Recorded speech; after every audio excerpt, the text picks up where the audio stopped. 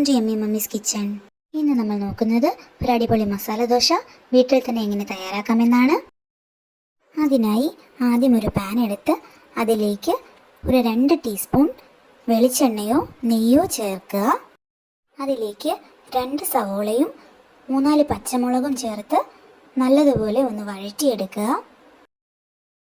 സവോള ഒന്ന് നല്ലതുപോലെ വഴന്ന് കിട്ടാനായി അതിലേക്ക് 1 ടീസ്പൂൺ ഉപ്പും കൂടി ചേർത്ത് നല്ലതുപോലെ ഇളക്കിയെടുക്കുക.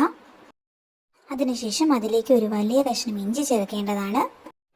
ഇഞ്ചി ഒന്നെങ്കിൽ ചതച്ചോ അല്ലെങ്കിൽ ചെറിയ കഷ്ണമായി അരിഞ്ഞോ നമുക്ക് ചേർക്കാവുന്നതാണ്.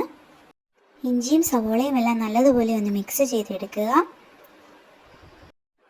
അതിനുശേഷം അതിലേക്ക് ഒരു 1.5 ടീസ്പൂൺ മഞ്ഞൾപ്പൊടിയും കൂടി ചേർത്ത് നല്ലതുപോലെ ഒന്ന് മിക്സ് ചെയ്തെടുക്കുക. സവോളയും പച്ചമുളകും ഒക്കെ നല്ലതുപോലെ ഒന്ന് വഴന്ന് കിട്ടിക്കഴിയുമ്പോൾ അതിലേക്ക് നമ്മൾ അരിഞ്ഞു വെച്ചിരുന്ന കിഴങ്ങും ക്യാരറ്റും ചേർക്കുക.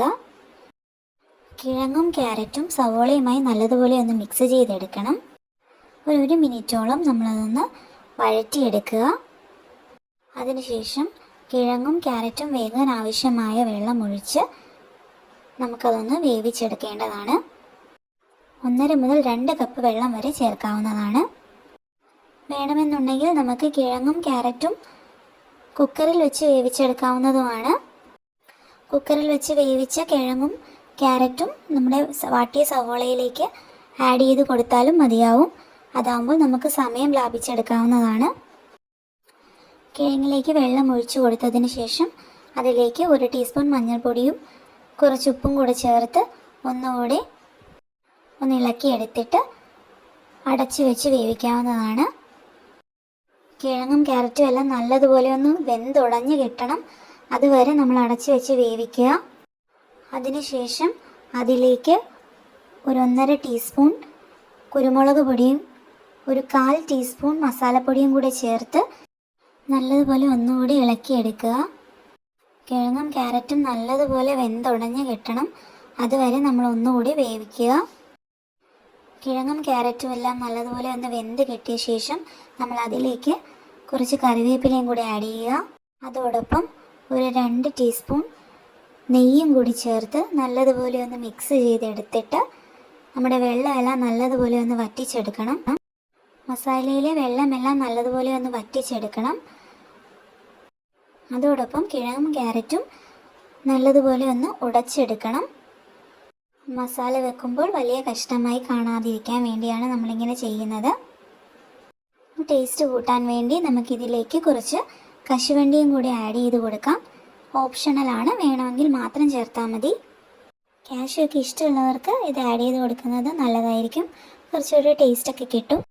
അങ്ങനെ നമ്മുടെ മസാല ദോശയ്ക്കുള്ള മസാല ഇവിടെ തയ്യാറായി കഴിഞ്ഞു. ഇനി നമുക്ക് ദോശയിലേക്ക് കടക്കാം. ഒരു ദോശക്കല്ലെടുത്ത് നല്ലതുപോലെ ചൂടാക്കുക. അതിലേക്ക് നമ്മൾ തലേദിവസം അരച്ച് റെഡിയാക്കി വെച്ചിരിക്കുന്ന ഒരു 1.5 തവി ദോശമാവ് ഒഴിച്ച് നല്ലതുപോലെ ഒന്ന് പരത്തിയെടുക്കണം. അതിലേക്ക് 1 ടീസ്പൂൺ നെയ്യ് ഒന്ന് ചുറ്റിച്ചെടുക്കണം. ദോശയെല്ലാം നല്ലതുപോലെ ഒന്ന് മുരിഞ്ഞു വരുമ്പോൾ നമ്മൾ അതിൻ്റെ നടുവിലേക്ക് നമ്മൾ തയ്യാറാക്കി വെച്ചിരിക്കുന്ന മസാല ഒന്ന് ആഡ് ചെയ്യുക.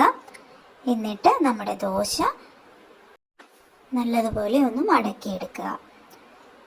ഇതുപോലെ നമ്മളെല്ലാ മസാല ദോശയും തയ്യാറാക്കിയെടുക്കുക. വളരെ എളുപ്പത്തിൽ വളരെ സ്വാദിഷ്ടമായി തയ്യാറാക്കാൻ പറ്റിയ മസാല ദോശ റെസിപ്പിയാണ് ഞാനിന്നിവിടെ പങ്കുവച്ചിരിക്കുന്നത്. കുട്ടികൾക്കൊക്കെ വളരെ ഇഷ്ടപ്പെടുന്നതാണ്. എല്ലാവരും ഒന്ന് ട്രൈ ചെയ്ത് നോക്കണം. മസാല ദോശയ്ക്ക് വേണ്ടി നമുക്കിനി കടയിലൊന്നും പോകേണ്ട യാതൊരു ആവശ്യമില്ല. വളരെ എളുപ്പത്തിൽ തന്നെ നമുക്ക് വീട്ടിൽ തന്നെ തയ്യാറാക്കി എടുക്കാവുന്നതാണ്. മസാല ദോശയിലെ മസാല വെക്കുന്നതിന് മുമ്പ് നമ്മുടെ ദോശയെല്ലാം നല്ലതുപോലെ ഒന്ന് മൊരിഞ്ഞു വന്നിട്ടുണ്ടെന്ന് എല്ലാവരും ഒന്ന് പ്രത്യേകം ശ്രദ്ധിക്കുക. അങ്ങനെ വളരെ എളുപ്പത്തിൽ സ്വാദിഷ്ടമായി തയ്യാറാക്കാൻ പറ്റിയ മസാല ദോശ ഇവിടെ തയ്യാറായി കഴിഞ്ഞു. എല്ലാവർക്കും വീഡിയോ ഇഷ്ടമായി എന്ന് പ്രതീക്ഷിക്കുന്നു.